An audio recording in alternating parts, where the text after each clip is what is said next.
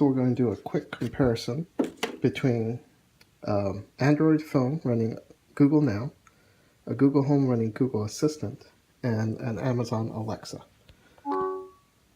Stop. Okay, so this Google Android phone works if the screen is on. So if you leave it plugged in next to you on a desk, it'll be fine because there's an always on. But only some Android phones also have an always on microphone. So this is the Motorola. Motorola always has an always on microphone. The other issue we have, which is actually a feature, is that whenever you do say OK Google and both of these devices hear it, then the Google Home, I can't help with that yet. The Google Home will take over because it knows both of these heard it. So we can test that out now. OK Google, who is the current president? The President of the United States of America is Barack Obama. So let me show you that again. OK Google, what is the capital of the United States of America? Washington is the capital of the United States of America. So both of these devices will hear it, but because Google Home is tied to the same account on this, Google Home will take over answering the questions as long as this hears it. So there is a mute button on the back of the Google Home. So if I hit it, microphone off. It'll mute the microphone, same as Alexa. Alexa also has a mute. So now, if I wake up the device, OK Google, who is the current president of the United States? The President of the United States of America is Barack Obama. So the nice thing with Google Now on the phone is that it gives you a search page and results. But Google is apparently planning to remove Google Now from most of their current devices and replace it with Google Assistant. Google Home has a Google Assistant, and the difference between a Google Assistant and Google Now is that Google Assistant learns more about you and customizes and tailors its results to you rather than just giving you a generic Google search result.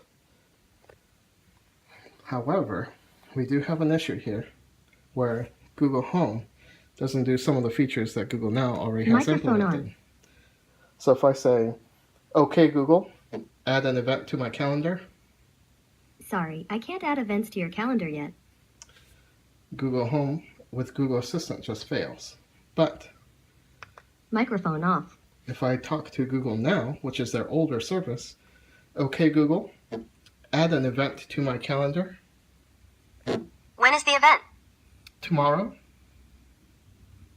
At what time? 2 p.m. What's the title? This is a test. Okay, do you want to save this? Yes. Okay. Event created. So, when it comes to home automation, which is what a lot of people are buzzing about, we have an issue with both Google services. Google Home doesn't support anything other than what was on the screenshot. So I brought in a freestanding desk lamp over to the side so we can test the home automation, which both of these don't support. On Google Now, it used to support voice commands, but now when you say, oh, hold on, let me mute this. Microphone off. OK Google, turn on garage power adapter. It just runs a search and it just refuses to turn it on. If I go into the app, did I hit it? Yeah, I hit it. Okay. It'll turn on. If I hit it again, it'll turn off. But if I say, OK Google, turn on garage power adapter, it just runs a search. So either Google or the other third-party service disabled this feature. Microphone on.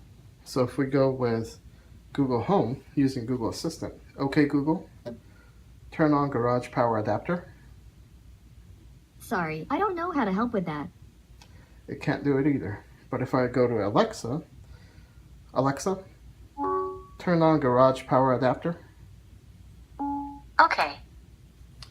And that turns on. Alexa, turn off garage power adapter. Okay. So if you need home automation now, and you don't want to wait another 6 months for Google to catch up, Alexa's still your best bet this holiday season. Alexa, cancel. So as far as volume is concerned, right below the halfway point is about as loud as this Amazon Alexa Dot gets.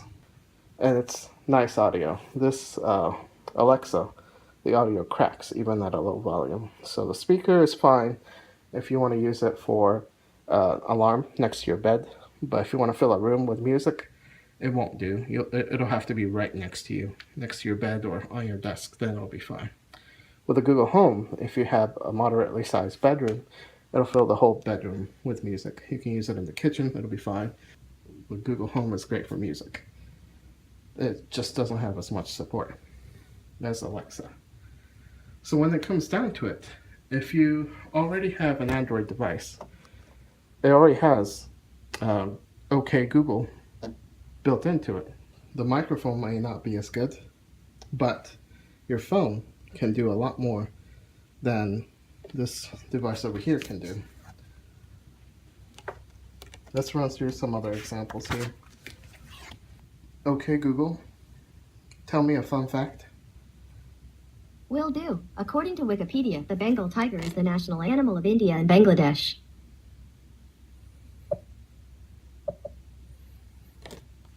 Alexa, tell me a fun fact. Ancient Greek had no word for the color blue. Instead, several dark colors, including dark blue, shared one word, kionios, while light colors shared another, glaucos. Microphone off. OK Google, tell me a fun fact.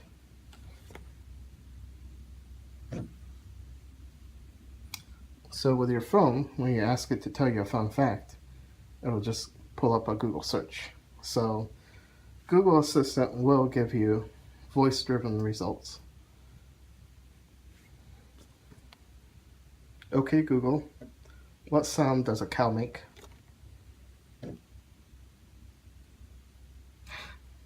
So it is just a search result where you actually have to touch things. The whole intent is that usually you have your phone next to you. So if you're trying to figure out the difference between these two devices, your cell phone's running Google Now.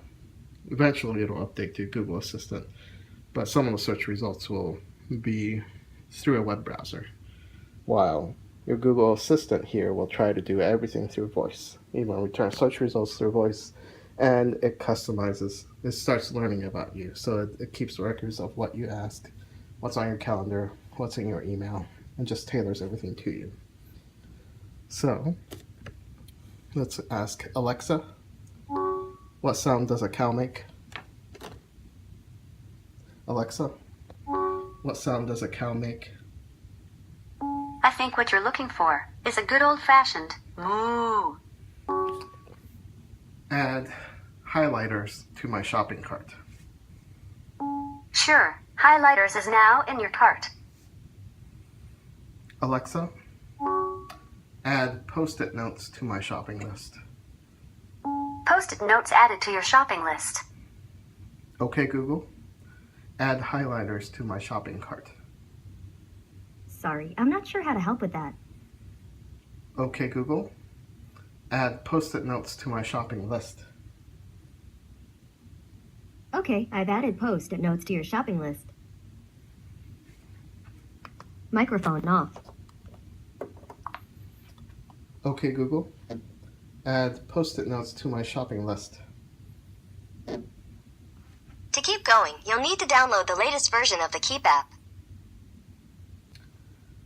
OK Google, add Post-it notes to my shopping cart.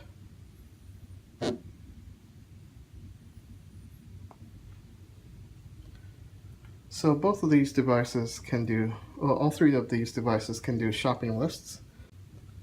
So the lesson here is that if you really don't need music playing in your room, you don't need a dedicated speaker for your songs, because you already have a PC speaker or sound system, you just want a little bit of voice search, then there's really no reason to pay $99 to $130 for Google Home at this moment if you own an Android phone that has voice activation, because your phone will do almost everything a Google Assistant driven Google Home will do.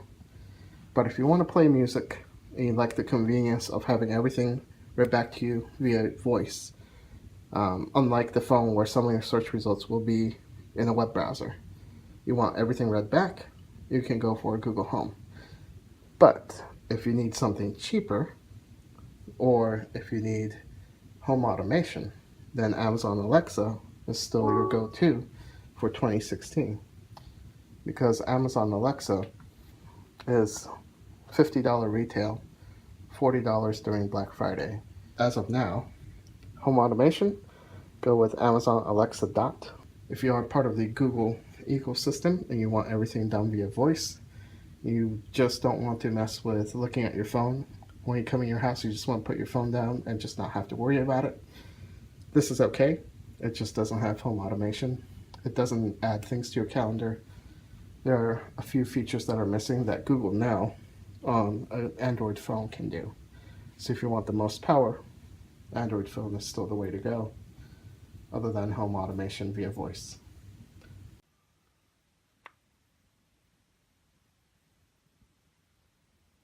You're about to completely reset Google Home. To cancel, release the button.